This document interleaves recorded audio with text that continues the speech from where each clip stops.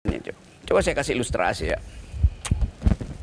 Satu waktu ada anak kecil, dia lewat di depan istana. Dan dia lihat di pohon beringin itu ada orang dewasa kencing di pohon itu.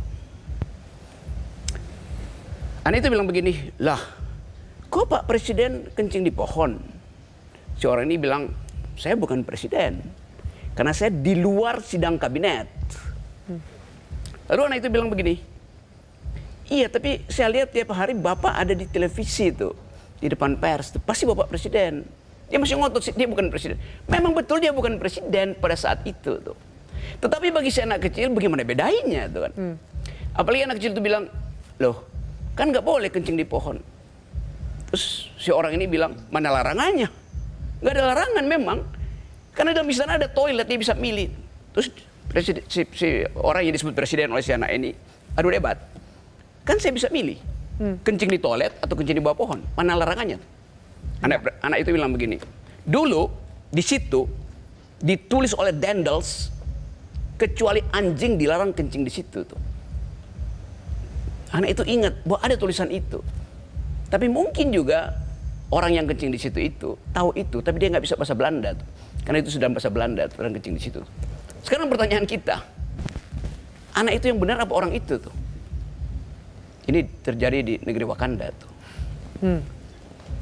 Jadi ini poin saya itu. Etik itu tidak perlu diatur. Di lift Kementerian Keuangan misalnya, nggak ada tulisan di situ dilarang kencing di lift. Karena semua orang tahu lift itu bukan untuk tempat kencing. Karena nggak ada hukumnya. Ya memang nggak ada hukumnya. Buat apa dihukum? Ya. Dibuat hukumnya. Etik itu tidak memerlukan aturan rigid. Justru karena orang punya otak. Bagaimana jadi pegangan etika bersama supaya apa yang dipegang itu satu nilai yang sama? Ada prinsip, demokrasi itu habits of the heart, diucapkan oleh Tocqueville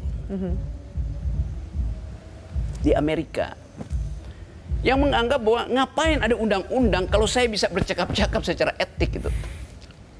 Yang salah di sini juga adalah soal etik, kode etik, moral, segala macam. Presiden Jokowi, tadi apa, DKPP itu dia... Ketua KPU ditegur oleh DKPP karena melanggar etik, satu poin. Ketua Mahkamah Agung ditegur oleh Jimli karena melanggar etik. Itu tidak setara etik di situ. Ketua MK maksudnya? Ya, sorry, Ketua MK itu. Teguran DKPP terhadap Ketua KPU itu dia melanggar etik karena prosedurnya tidak dia lakukan. Padahal ada prosedur itu tuh. Teguran Jimli pada Ketua MK itu teguran etis karena di situ dia menyodorkan kepalanya itu untuk diatur oleh Presiden Jokowi. Jadi pelanggaran etik di dalam kasus Mahkamah Agung itu lebih tinggi status nobility-nya daripada di KPK. Okay. Nah kalau dikatakan ya kan dua-duanya udah iya, tetapi Jokowi disebut melanggar etik sebetulnya karena memanfaatkan kekuasaannya untuk menerima tawaran dari seseorang yang adalah bawahannya. Kan kalau disebut Mahkamah Konstitusi atasnya saya presiden, yang mampu mengatur ketua Mahkamah Konstitusi cuma presiden. Ya. Jadi dalam relasi moral itu si Mahkamah Konstitusi, si ketua Mahkamah Konstitusi itu diperalat oleh kekuasaan, maka di situ kita sebut moral presiden buruk. Tapi kan ini jalan terus. Ya justru itu jalan terus kan? Itu artinya dari awal ya memang udah begitu. Jadi gue bilang Jokowi nggak akan dengarkan. Dia nggak mau dengar, dia nggak mau cuti segala. Memang dari awal dia tahu, ya gue kuasa, mau ngapain loh. Kalau bagaimana dengan masyarakat? Kalau Anda katakan tadi bahwa tingkat kepuasan terhadap Soeharto sangat tinggi dan kemudian jatuh di 2 hari kemudian, bagaimana dengan masyarakat? Apakah gaung-gaung suara ini diserap oleh masyarakat? Energi publik itu satu waktu akan cari kanalisasi itu. Nah sekarang misalnya, kenapa masyarakat nggak protes? 80% dari pemilih Indonesia itu lulus kelas 7.